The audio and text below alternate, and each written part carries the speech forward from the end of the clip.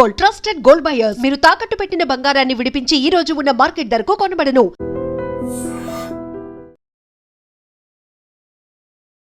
నమస్కారం, welcome to I dream. నేను మీ సంగీత. ఐబొమ్మ ఇమ్మడి Ravi arrest. ఇది కొంతమందికి బాధాకరము, కొంతమందికి సంతోషం. అంటే సొసైటీలో ఏం జరుగుతుంది అనేది మనం ఒక్కసారి మాట్లాడుకుంటే చాలా మంది కూడా తను చేసింది ఏంటి, పైరసీ. అంటే ఎంతో కష్టపడి ఎన్నో కోట్లు ఖర్చు చేసి ఎంతో మంది యొక్క ఉపాధి పొంది దాంట్లో నుంచి వెళ్ళి డబ్బులు ఎర్న్ చేసుకుంటున్న దాన్ని అతను చాలా ఈజీగా తీసుకొని వచ్చేసి ఈ యొక్క ఐబొమ్మ కానివ్వండి, బప్పం కానివ్వండి, ఇలాంటి వెబ్సైట్లలో పెట్టేసి ఫ్రీగా మీరు చూడండి మూవీ అంటూ ఇది పబ్లిష్ చేయడం అనేది జరుగుతూ వస్తుంది. ఈ నేపథ్యంలో అతను చేసింది క్రైమ్ అని చాలా మంది అంటున్నా కూడా మరి సమాజంలో అతనికి ఎందుకని అప్రిషియేషన్స్ వస్తున్నాయి? చాలా మంది పోస్టులు పెడుతున్నారు. ఏమని పెడుతున్నారు? థ్యాంక్స్ అన్న, మంచి పని చేశావు అన్న, హీరో, ఇలాంటివి. లేదు అంటే దేవుడు, మా మధ్యతరగతి కుటుంబం యొక్క దేవుడు రవణ, ఇలాంటివన్నీ కూడా చూస్తుంటే చాలా వరకు ఆశ్చర్యం వేస్తుంది. అతను చేసింది ఎంత పెద్ద తప్పు అనేది మనకు తెలుసు, అతను చేసింది తప్పు. కానీ చాలా మంది అతని దేవుళ్లాగా కొలుస్తున్నారు. ఎందుకు అంటే ఒక సినిమా టికెట్ కొని అక్కడికి వెళ్ళడం ఎంత కష్టమో, అక్కడికి వెళ్ళిన తర్వాత పాప్కార్న్ కానివ్వండి, కూల్ డ్రింక్స్ కానివ్వండి, అక్కడ ఉన్న వాటిని కొనాలంటే మినిమం ఒక వ్యక్తికి 1000 నుంచి 1500 వరకు ఖర్చు అవుతుంది. కాబట్టి కొంత మధ్యతరగతి ఫ్యామిలీస్ కానివ్వండి, లేదు అంటే ఆర్థిక పరిస్థితి బాలేని కుటుంబాలు కానివ్వండి, కుటుంబంతో సహా వెళ్ళి చూడలేని పరిస్థితుల్లో ఉన్న వాళ్ళు మాత్రం ఇతన్ని చాలా వరకు అప్రిషియేషన్ చేస్తూ వస్తున్నారు. అంటే సొసైటీని కూడా మనం ఒకసారి కన్సిడర్ చేసుకుంటే నిజంగానే అతను చేసింది ఎంత తప్పైనప్పటికీ కూడా ఎందుకని ఇంత ప్రశంసలు వస్తున్నాయి అనే దానిపైన ఆలోచన చేస్తే ఇక్కడ టిక్కెట్ల రేట్లు అనేది ఎక్కువగా ఉండడం జరుగుతుంది. కాబట్టి ఈ నేపథ్యంలో ఇతను తప్పు చేసినా కూడా వీళ్ళు సమర్థిస్తున్నారు అనే దానిపైన ఒక్కసారి మనం ఆలోచించాల్సిన విషయం అని చెప్పేసి పలువురు కూడా కింద కామెంట్ చేస్తూ వస్తున్నారు. చాలా వరకు అటు పోలీస్ డొమైన్స్ లో కానివ్వండి, లేదు అంటే ఇంకా వేరే వాటిలలో కానివ్వండి, ఖచ్చితంగా ఎందుకు అరెస్ట్ చేశారు, తను చేసిన తప్పేంటి, తను అందరికి మూవీ చూడాలన్న ఉద్దేశంతో చేశాడు కదా, మీకు ఏం తప్పు కనిపిస్తుంది అని చెప్పేసి పోలీసులకు మెసేజ్లు పంపిస్తున్నారు. అదే విధంగా కొంతమంది డైరెక్ట్ క్వశ్చన్ చేయడం జరుగుతుంది. అంటే ఏం తప్పు చేశారు? ఎంతో మంది రేపులు చేస్తున్నారు, మర్డర్స్ చేస్తున్నారు, వాళ్ళందరినీ పట్టుకోలేకపోతున్నారు. కానీ ఎంతో మంది యొక్క అంటే కలిసి కుటుంబంతో సహా కూర్చొని మూవీ చూడాలి అన్న ఉద్దేశంతో ఈ మూవీస్ ని ముందుకు తీసుకొస్తున్న రవి గారిని మాత్రం ఎందుకు అరెస్ట్ చేశారు అన్న ఇలాంటి వాదనలు చాలా వరకు వినిపిస్తున్నాయి. అంటే దీనిపైన మనం ఆలోచించాల్సిన అవసరం ఎంతైనా ఉంది. ఒకవేళ ఇది ఇంతవరకు చూసేసుకుంటే టికెట్ రేట్స్ ఎక్కువగా, అంటే ఒక వ్యక్తి ఇంట్లో నుంచి వెళ్ళి సినిమాకు వెళ్ళాలి అంటే ఒక వ్యక్తికి 1000 రూపాయలు అవుతుంది. అంటే దాదాపుగా ఒక ఇంట్లో 4 ఉంటే 4000 రూపాయలు. అంటే ఒకసారి ఇమాజిన్, ఇంత ఖర్చు పెట్టుకొని మూవీకి వెళ్ళాలా అని చెప్పేసి చిన్న చిన్న సరదాలను కూడా ఇక కొంతమంది వదిలేస్తారు. ఓటీటీ ప్లాట్ఫామ్స్ మీద వచ్చినా సరే సబ్స్క్రిప్షన్ తీసుకోవాలి, తీసుకున్నా సరే అది అందరు కలిసి చూసుకోవాలి అంటే కొన్ని సార్లు సందర్భం కానివ్వండి, టైం కానివ్వండి ఉండని అవకాశం ఉంటుంది. అంటే ఉండదు, అంటే వర్క్ ప్రెజర్సో లేకపోతే ఇంకేదో అయి ఉండొచ్చు, ఇలాంటివి ఉంటాయి. కాబట్టి దీనికంటే అక్కడ 1 రూపాయి కూడా చెల్లించకుండా కేవలము ఫ్రీగా చూడడము, అది కూడా పెద్ద టీవీలో పెట్టేసుకొని కనెక్ట్ చేసేసుకుంటే ఫ్యామిలీ అందరూ కూర్చొని మాకు కావాల్సిన సీన్ని పదే పదే చూసుకోవడానికి కూడా అవకాశం ఉంటుంది అని చెప్పేసి చాలా మంది చెప్తూ వస్తున్నారు. కానీ అక్కడ ఇమ్మడి రవి చేసింది పెద్ద తప్పు, అది క్రైమ్, సైబర్ క్రైమ్. ఆయనకు పనిష్మెంట్ కంపల్సరీగా ఉంటుంది. కానీ ఇక్కడ మనము ఈ రకంగా సొసైటీ పరంగా ఆలోచిస్తే వారు ఈ యొక్క బాధను విన్నవించుకుంటున్నారు. అంటే టికెట్ రేట్స్ అనేవి అనుకూలంగా అందరికీ అందుబాటులో ఉంచితే ఇలాంటి నేరాలు జరగవు కదా. ఇలాంటి ఆలోచన రావడానికి కారణం టికెట్ రేట్స్ ఎక్కువగా ఉండడం వల్లనే ఆయన ఇలా ఆలోచించడం అనేది జరిగింది. అదే కాకుండా మధ్యతరగతి వాళ్ళను టార్గెట్ చేస్తే నేను కొంచెం బెనిఫిట్ అవుతాను అనుకొని చెప్పడం జరిగింది అనేది ఈ యొక్క ఎవరైతే నార్మల్ జనాలు అందరూ ఉన్నారో వారందరూ కూడా ఇమ్మడి రవికి సపోర్ట్ చేస్తూ వస్తున్నారు. ఇది మనం సొసైటీ పరంగా ఆలోచిస్తే. ఇక ఇప్పుడు తను చేసిన తప్పు పరంగా మనం ఒకసారి ఎలాంటి సెక్షన్స్ ఉంటాయి, ఎలాంటి అతనికి శిక్షలు పడే అవకాశం ఉంటుంది అని మనం లీగల్ గా మాట్లాడుకున్నట్లయితే, ఇప్పుడు తను ఒక పని మీద హైదరాబాద్కి రావడం జరిగింది. తన ఫ్రెండ్ ఎవరైతే ఉన్నారో అతను ఇక్కడ ఉన్నారని తెలియగానే పోలీసులు అక్కడికి వెళ్ళేసరికి అతను నేను హైదరాబాద్కి వచ్చేసాను అనగానే ఇమీడియట్ గా అతన్ని అరెస్ట్ చేయడం అనేది జరిగింది. అంటే చేశారు, అరెస్ట్ ఇక్కడ చేశారు. కానీ డొమైన్స్ అన్ని కూడా ఎక్కడో దీవుల్లో ఉండడం జరిగింది. అంటే ఇక్కడున్న మన పోలీస్ మ్యాన్ పవర్ అంతా కూడా వారు అక్కడున్న పోలీస్ వాళ్ళతో ఇంటరాక్షన్ అయ్యి అక్కడ ఎక్కడెక్కడైతే ఉన్నాయో అవన్నీ కూడా కలెక్ట్ చేసుకోవాలి. ఆ ఎవిడెన్సెస్ అన్ని కూడా తీసుకొని రావాలి.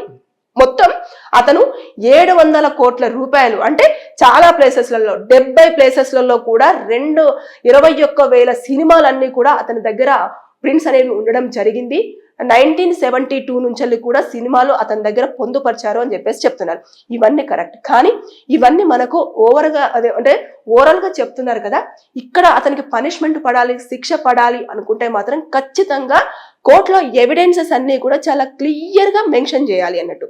ఇప్పుడు అతను ఐబొమ్మలో పైరసీ చేశాడు, ఎక్కడ చేశాడు, ఏ థియేటర్ నుంచి మూవీని రికార్డ్ చేయడం జరిగింది, ఎప్పుడు ఎవరికి రికార్డ్ చేశారు, దేంట్లో నుంచి రికార్డ్ చేశారు, లేదంటే సర్వర్ ని హ్యాక్ చేయడం జరిగిందా, లేదు అనుకుంటే వాళ్ళు కొంచెము ఎప్పుడైనా సరే మూవీ వచ్చినప్పుడు ఫస్ట్ కాపీ అనేది థియేటర్కి వెళ్ళినప్పుడు వీళ్ళు ముందుగా చూడడం జరుగుతుంది. అక్కడికి వెళ్ళినప్పుడు ఆ యొక్క సర్వర్ని హ్యాక్ చేసేసి దాంట్లో నుంచి థెఫ్ట్ చేయడం జరిగిందా, ఎలా జరిగింది, ఎక్కడి నుంచి తీసుకొస్తున్నాడు, ఈ కాపీస్ అన్ని కూడా ఎక్కడ పెడుతుండడం జరుగుతుంది, ఎన్ని డొమైన్స్ అన్ని వర్క్ చేస్తున్నాయి, ఎక్కడెక్కడ ఏ ప్లేసెస్లలో ఉండడం జరిగింది, అంటే అదర్ కంట్రీస్లలో కూడా అతని సిటిజన్షిప్ కూడా వేరే కంట్రీ నుంచి తీసుకోవడం జరిగింది కాబట్టి అక్కడి నుంచి కూడా ఇవన్నిటిని కూడా కన్సిడర్ చేస్తూ ఈ ఆధారాలన్నీ కనుక ఖచ్చితంగా పిన్ టు పిన్ కనుక మనం కోర్టులో ప్రొడ్యూస్ చేసి ఇతను నిజంగానే పైరసీ చేసి ఇలాంటి అంత థెఫ్ట్ చేయడం జరిగింది, 70 కోట్ల వరకు కూడా ఇటు సినీ ఇండస్ట్రీకి నష్టం వాటిల్లింది, 3 కోట్ల రూపాయలను సీజ్ చేయడం జరిగింది అని చెప్పేసి ఇవన్నీ వస్తున్న వాదనలన్నీ కూడా ఇలా కరెక్ట్ పిన్ టు పిన్ అనేది ప్రూవ్ చేస్తేనే అతనికి పనిష్మెంట్ అనేది పడుతుంది, జైలు శిక్ష పడే అవకాశాలు ఉంటాయి. ఒకవేళ లేని పక్షంలో ఖచ్చితంగా అతను కొన్ని రోజుల పాటు, ఇప్పుడు 14 రోజుల పాటు రిమైండ్ లో ఉన్నాడు కదా, అదే విధంగా అతనికి బెయిల్ వచ్చేంత వరకు ఉంటాడు, బెయిల్ మీద మళ్ళీ బయటికి రావడం అనేది జరుగుతూ వస్తుంది. కాబట్టి ఇక్కడ ఎప్పుడైనా సరే అరెస్ట్ చేయడంగానే అయిపోదు, కానీ ఈ అరెస్ట్ యొక్క ఎవిడెన్సెస్ అన్ని కూడా ఇప్పుడు పోలీసులకు పెద్ద టాస్క్. అంటే వాళ్ళు ఎంత చాకచక్యంగా ఇమ్మడి రవిని ఐబొమ్మ పైరసీ నడిపిస్తున్న డొమైన్ నడిపిస్తున్న వ్యక్తిని అరెస్ట్ చేయడం జరిగిందో అతన్ని ప్రూవ్ చేయడం కూడా అంతే జరగాలి అన్నట్టు. ఎలా అంటే ఇతను నిజంగానే ఇలా ఇంత థెఫ్ట్ చేశాడు, ఇక్కడ నుంచి సాఫ్ట్వేర్ హ్యాక్ చేయడం జరిగింది, ఇన్ని ఏటీఎం కార్డ్స్ అనేవి యూజ్ చేశాడు, అలా పరిచారు కదా, అవన్నీ కలెక్ట్ చేశారు కదా, అవన్నీ ఇక్కడ దొరికినవి.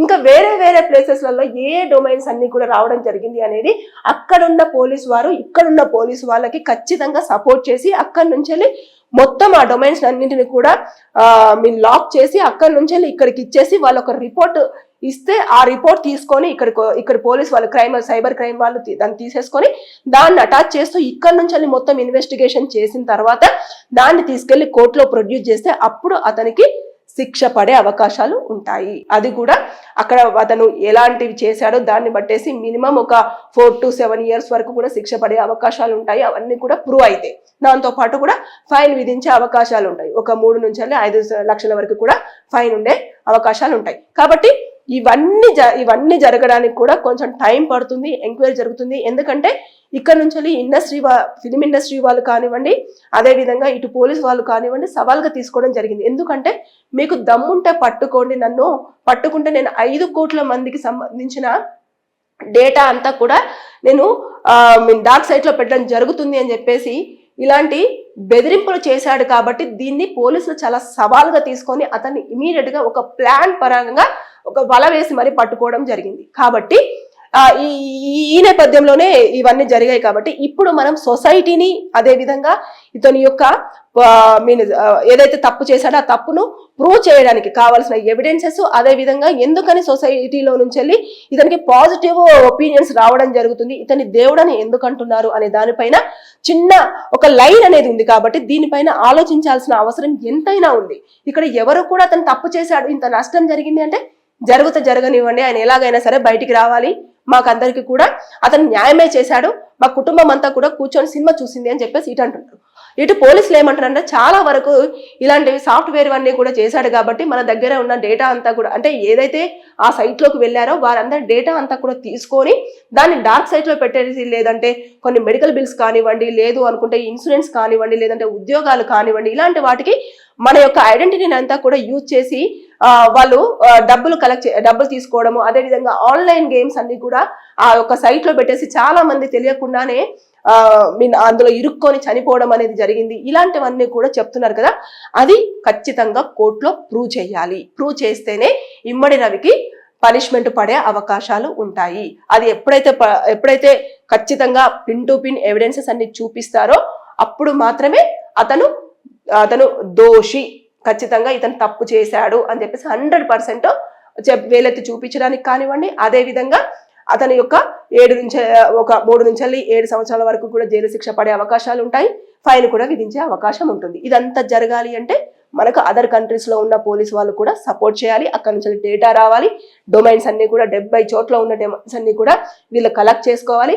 అక్కడ ఏ మూవీస్ అనేటివన్నీ కూడా చూడాలి. ఎందుకంటే ఆల్ లాంగ్వేజెస్ మొత్తం తెలుగు, హిందీ, ఇంగ్లీష్, తమిళ్, కన్నడ, మలయాళం, ఉర్దూ, జోధ్పూర్ ఇలాంటివన్నీ కూడా చాలా వరకు కూడా మరాఠీ, ఈ అన్ని లాంగ్వేజెస్లలో ఉన్నాయి. కాబట్టి ఇవి ఎక్కడి నుంచి ఆపరేట్ అవుతున్నాయి, ఏ ప్లేస్ నుంచి ఆపరేట్ అవుతున్నాయి, ఎక్కడైనా ఏజెంట్ను పెట్టడం జరిగిందా, ఏజెంట్ త్రూ ఇలాంటివన్నీ రన్ అవుతున్నాయా అని చెప్పేసి అనేది కూడా పూర్తి స్థాయిలో తెలుసుకున్న తర్వాతనే అప్పుడు అతను పనిష్మెంట్ కి అర్హుడు అనేది కోర్టు డిసైడ్ చేయడం జరుగుతుంది. ఇప్పటి వరకు అయితే అతను రిమైండ్ లో అయితే ఉంటాడు. కానీ కోర్టుకు కావాల్సింది ఎవిడెన్సెస్. ఆ ఎవిడెన్స్ కలెక్ట్ చేయడంలో మాత్రం పోలీసులు ఇప్పుడు ఖచ్చితంగా ఇంకా ఎక్కువగా శ్రమ పడాల్సిన అవసరం ఎంతైనా ఉంది. సో ఇమ్మడి రవికి వస్తున్న పాజిటివ్ కామెంట్స్, అదే విధంగా ఇమ్మడి రవి ఒకవేళ తప్పు చేస్తే ఎలాంటి శిక్షలు, ఇవన్నీ మనం చూసాం కదా. కానీ పాజిటివ్ ఒపీనియన్స్ అన్ని కూడా కేవలం మూవీ టికెట్స్ రేట్స్ అనేవి కొంచెం ప్రజలకు అందుబాటులో ఉంటే అన్ని రకాలుగా బాగుంటుంది. ఇలాంటి పైరసీలు మళ్ళీ రిపీట్ అవ్వకుండా ఉంటాయి అనేది మాత్రం చాలా మంది యొక్క వాదన. కాబట్టి దీనిపైన దృష్టి పెట్టాల్సిన అవసరం ఎంతైనా ఉంది. Thank you. నిజంగా ప్రస్తుతం ఉన్నటువంటి సమాజం దేనికి ప్రయారిటీ ఇస్తుంది? ఆర్థిక సంబంధాల చుట్టూ మాత్రమే తిరుగుతుంది. మళ్ళీ ఎన్నికలంగానే చాలా విరక్తి కలుగుతాను. మంచి అనిపిస్తుంది కదా, లేడీస్ కూడా ఛాలెంజింగ్ జాబ్స్ చేసినప్పుడు చాలా బాగుంటది. ట్రాఫిక్ అసిస్టెంట్స్ గా నియమించిన ట్రాన్స్జెండర్స్ అందరితో సాల్యూట్ చేయించుకుంటున్నారు. ఫుడ్ డెలివరీ ఇవ్వటానికి వెళ్ళినటువంటి డెలివరీ బాయ్ అనిల్ పై కళ్ళ ముందు